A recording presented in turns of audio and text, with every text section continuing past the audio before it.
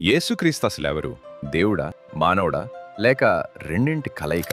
ఈ ప్రశ్న శతాబ్దాలుగా ప్రపంచాన్ని ఆలోచింపజేస్తోంది.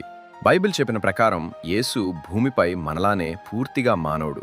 ఆయనకు ఆకలి వేసింది, అలసట వచ్చింది, నొప్పి అనుభవించాడు. దీనిని వైజ్ఞానికంగా చూస్తే ఆయనకు మనిషి శరీరం, మనిషి మెదడు, మనిషి భావోద్వేగాలు అన్నీ ఉన్నాయి.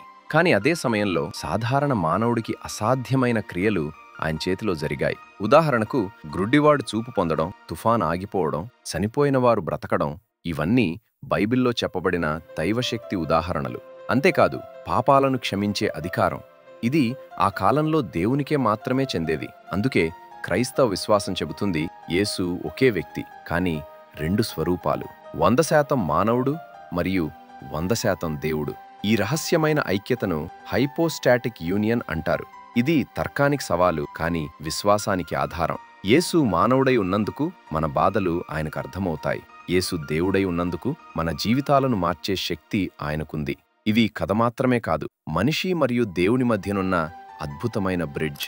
మరి మీరేమనుకుంటున్నారు? కామెంట్స్లో చెప్పండి. ఇంకా ఇలాంటి క్లియర్ బైబిల్ స్టోరీస్ కోసం ఫాలో చేయండి.